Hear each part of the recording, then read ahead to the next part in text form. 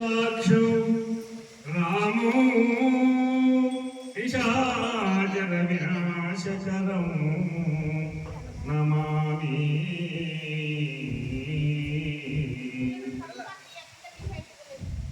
ఈరోజు మార్చాల గ్రామంలో శర్మారెడ్డి జ్యోతి గారు వారి యొక్క సంకల్పంతో హనుమాన్ చాలీస కార్యక్రమాన్ని అది ఇక్కడ విజయం సాధించడానికే ఈ యొక్క హనుమాన్ చాలీస కార్యక్రమం. ఎందుకంటే జెండాపై కవిరాజు కూర్చున్నాడు కనుక తప్పకుండా విజయం సాధించాలని చెప్పి నేను కోరుకుంటూ మరి ఈ యొక్క కార్యక్రమం తప్పకుండా విజయ సంకల్పం ఇప్పుడే దారి చూపించిందండి విజయాన్ని.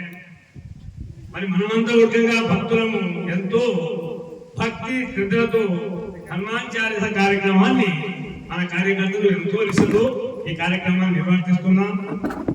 మరి హనుమాన్ చాలీస చేయడంలో కుమతి నివార కుమతికే సంగి హనుమాన్ చాలీస కుమతి నివార అంటే చెడుమతిని పోగొట్టి మంచి మతిని మనలో ఉంచే ఆ యొక్క మహానుభావుడు రామ భక్తుడైనటువంటి మహానుభావుడు శ్రీ ఆంజనేయ స్వామిని మనం భక్తి శ్రద్ధలతో మరి 30 సంవత్సరాల సందర్భంగా ఈ హనుమాన్ చాలీసలో కార్యక్రమం సాధించుకుంటున్నాం.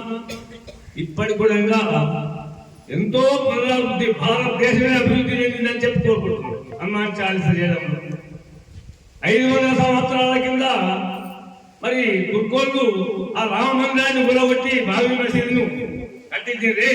ఇప్పుడు ఆ రామ మందిరమే మళ్ళా రామ మందిరంగా మారి రాముడు అక్కడ ప్రతిష్ఠ అయ్యాడు. మరి నిన్న మొన్ననే గోవాలో మరి భారతదేశం ఎంత గొప్పదో చూడండి.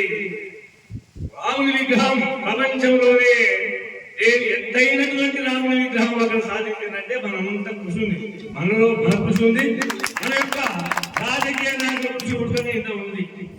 మనం కొంచెం పొరపాటున తప్పులో పోతున్నాము, అది పోకుండా మనం చూసుకోవాలని చెప్పి మీకు అందరికీ దండం పెట్టి చెప్తున్నా.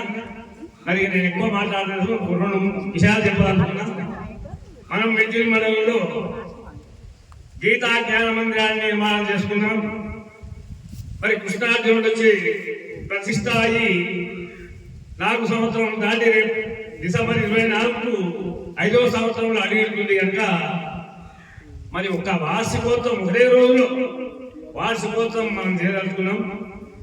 మన భక్త దేశంతా మరి హనుమాన్ చాలీసా కార్యక్రమం కిషన్ ప్రచార సమితి ఎక్కడ ఉన్నా అందరూ 24 తారీఖు నాడు ఉదయమే పొద్దుగాలు రావాలండి. పొద్దుగాలు వస్తేనే ఒకటే రోజు కార్యక్రమం. అది మనం పెద్దగా 2-3 రోజులు పెట్టుకోలేదు కనుక ఈ యొక్క కార్యక్రమాన్ని యజ్ఞయాగాలు చేసుకుంటూ భగవద్గీత పారాయణం చేసుకుంటూ హనుమాన్ చాలీస చేసుకుంటూ చివరకు మధ్యాహ్నం 2 గంటల వరకు మనం పూర్ణాహుతి ఇచ్చి ఆ యొక్క కార్యక్రమాన్ని విజయవంతం చేయగలని చెప్పి అందరు భక్తులు ఉన్నారు. ఇలా పాల్గొన్న వాళ్ళంతా కొంతమంది ఉన్నా లేకున్నా వాళ్ళు మా భక్తులే అనుకున్నాం.